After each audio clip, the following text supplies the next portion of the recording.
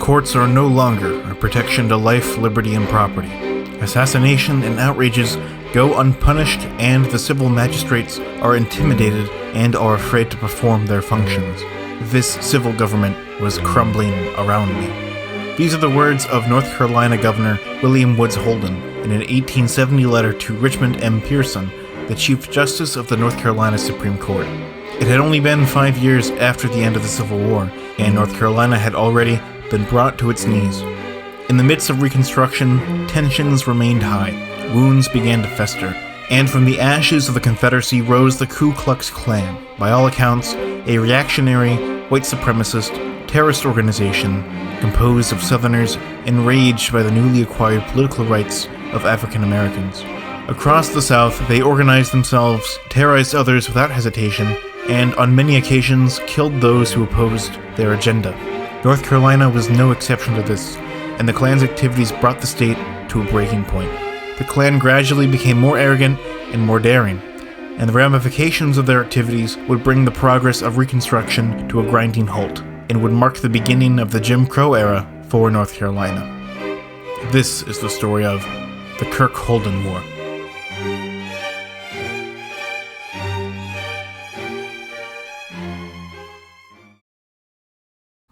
So, let's set the scene.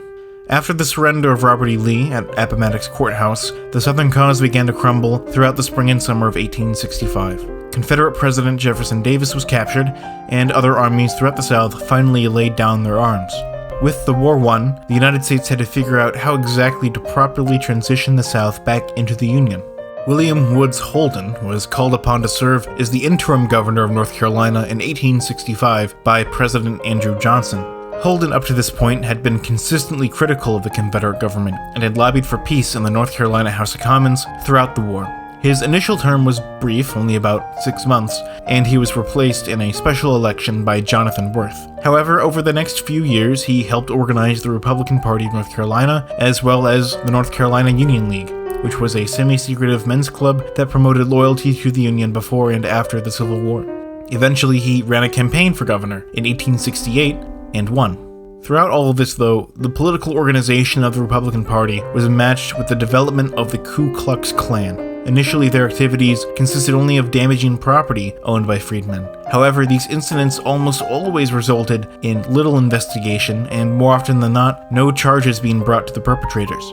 Local law enforcement often were either sympathetic to the Klan and turned a blind eye, or were afraid of the repercussions from challenging the Klan. When the Klan realized then that they could terrorize those who opposed their goals, those goals being the restoration of white supremacy legally and culturally, with no repercussions, they pushed the envelope even further.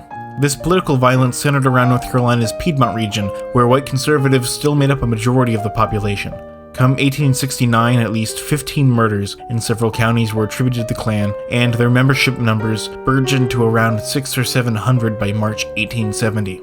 Governor Holden naturally was very concerned about the Klan's growing power in the Piedmont. In 1869, in a speech to the General Assembly, he called out, quote, "the numerous outrages of the most flagrant character that have been committed upon peaceful and law-abiding citizens by persons masked and armed who rode at night and who have thus far escaped the civil law."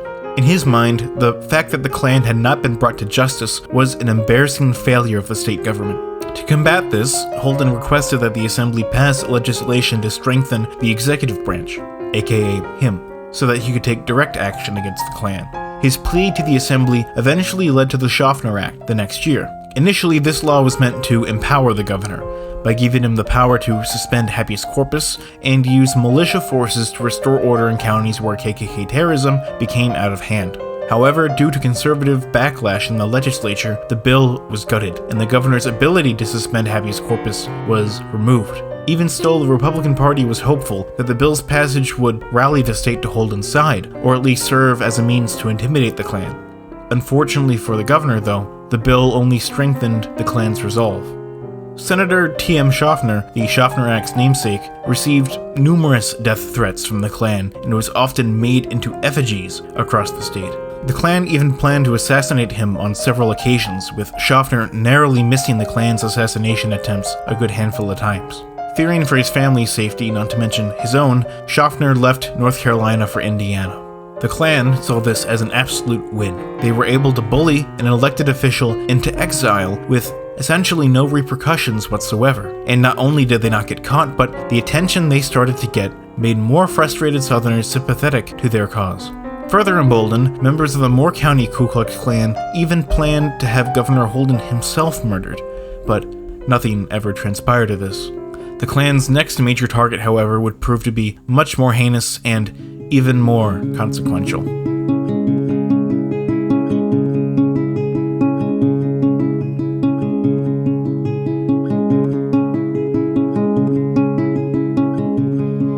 Wyatt Outlaw was a black man from the town of Graham in Alamance County, who was appointed to the Graham Town Council by Governor Holden and was also one of the town's 3 black constables.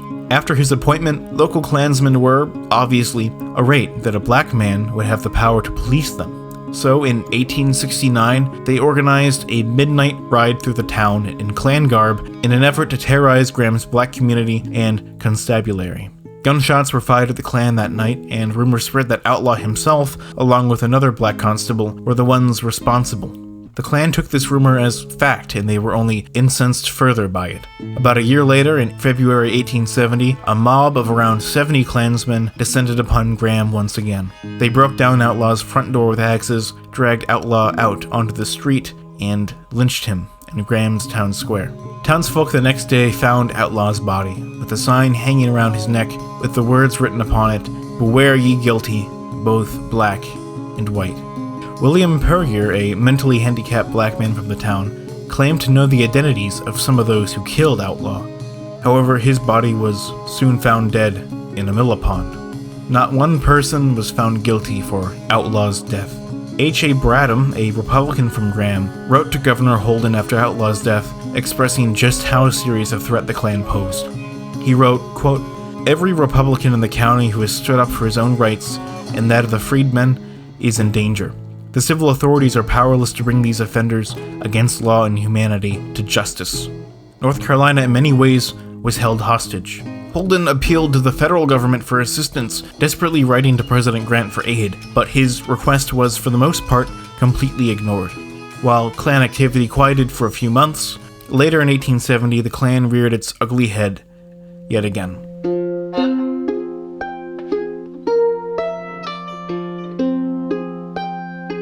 There was another major killing around this time that gained widespread attention across the state, and that was the murder of John W. Stevens, a Republican state senator.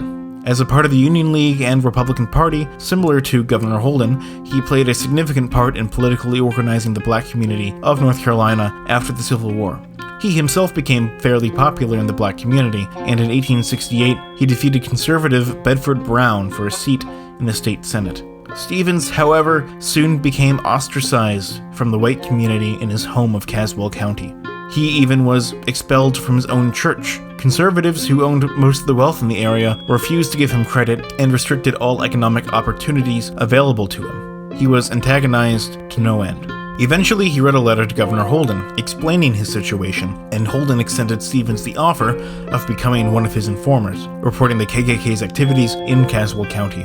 Some of the Klan's activities, however, were kept under lock and key. For example, without his knowledge, the Klan held a trial for Stevens' alleged crimes against the white community at one of their meetings, and they sentenced him to death. The Klan, of course, claimed that they gave him a fair and rigorous defense, but in reality, this was just vigilante justice justified by a civil coat of paint.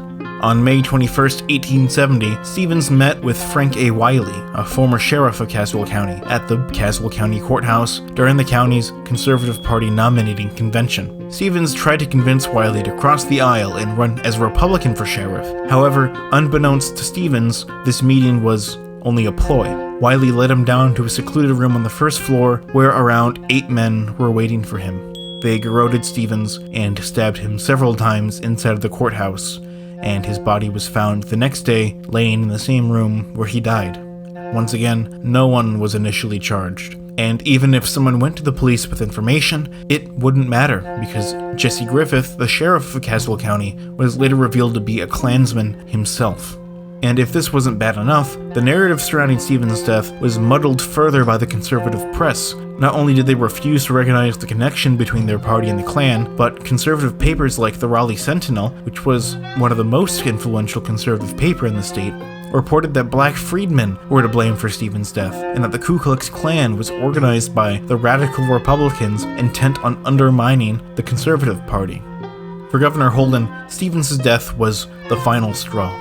The Ku Klux Klan had taken victim and elected representative to the state government. Holden appealed to the federal government for assistance, including North Carolina state senators, but yet again, Holden did not receive the assistance that he wanted.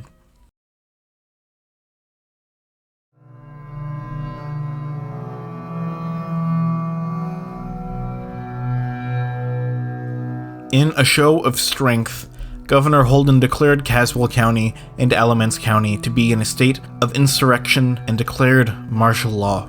To quell these counties in rebellion, Holden recruited Colonel George Washington Kirk.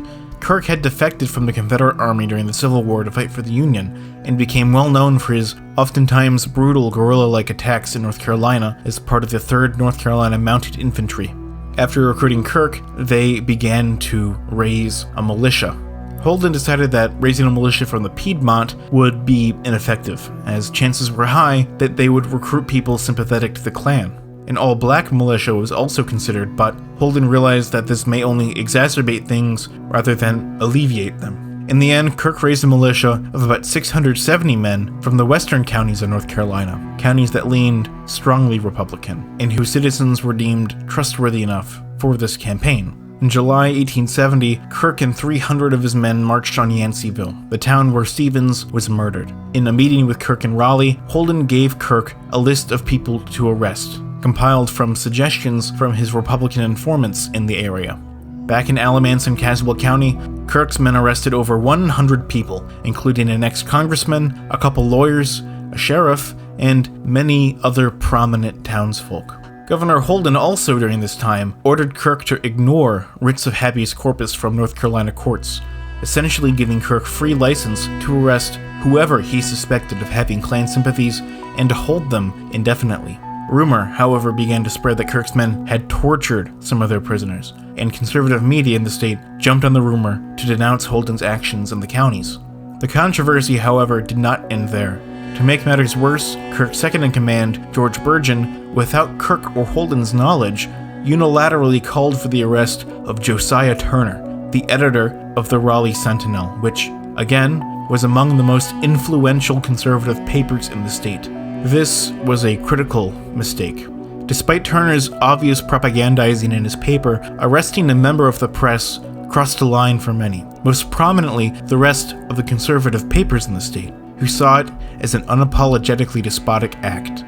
All of Holden's actions combined led to many papers labeling this militia campaign as an act of war. The Kirk-Holden War is only called a war because the press decided to call it one. All of this commotion in North Carolina finally attracted the attention of the federal government. However, they would not act in Holden's favor. U.S. District Judge George W. Brooks intervened by issuing his own writ of habeas corpus for the prisoners of Caswell County and Alamance County. Holden once again pleaded with President Grant to try to revoke Brooks' issuance of the writ, but Grant's Attorney General advised Holden to grant the writs. All of Kirk's prisoners were brought forward to the court, and though some were indicted, not one of the trials led to a conviction. Holden was, to his chagrin, proven right. The state itself was powerless to bring these Klansmen to justice. On September 21st, after the release of all the prisoners, Holden disbanded his militia. On November 10th, Holden declared that Alamance and Caswell counties were no longer in a state of insurrection.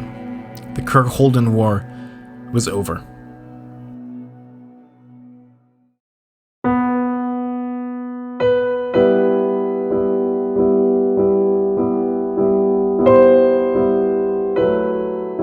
As alluded to before, throughout the campaign, the press ruthlessly lambasted Governor Holden. They called him a demagogue, intent on suppressing the conservative vote at all costs. They criticized how his campaign was an obscene waste of taxpayer money. However, by myopically criticizing Governor Holden's actions, they took attention and responsibility away from the very acts that started the whole thing.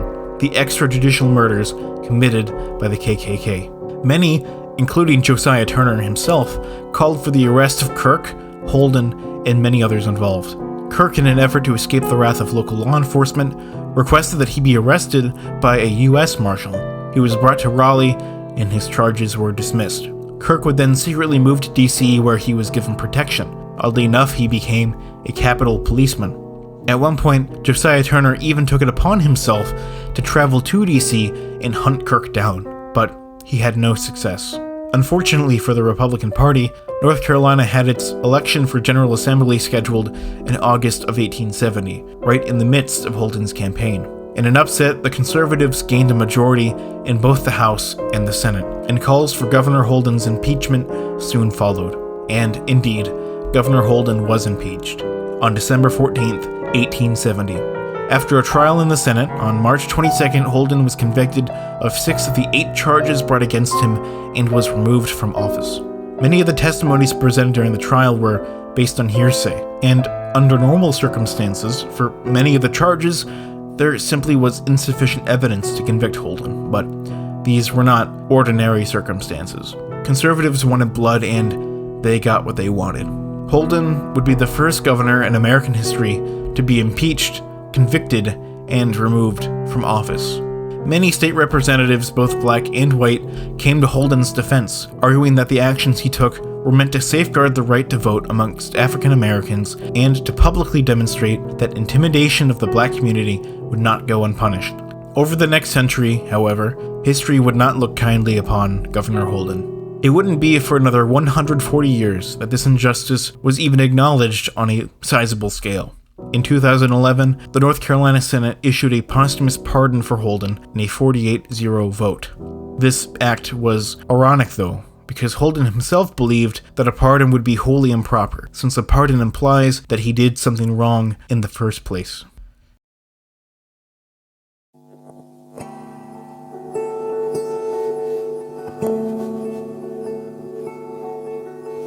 The Kirk-Holden War was one of the many violent political conflicts during the Reconstruction era, and violence against black Americans would only increase throughout the 19th and 20th centuries.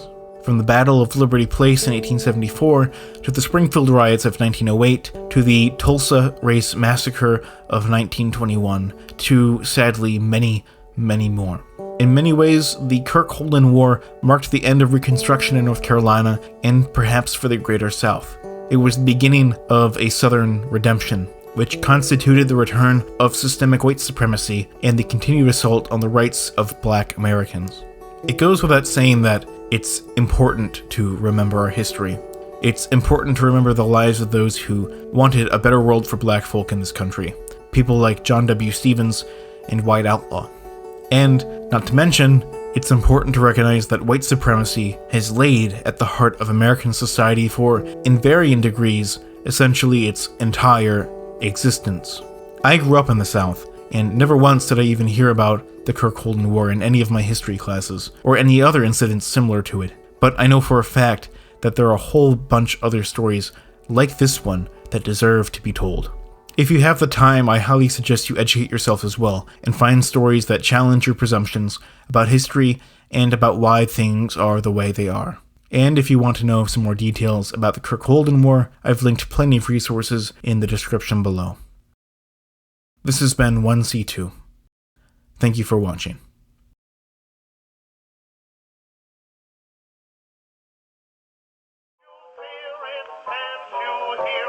Traveling through the land.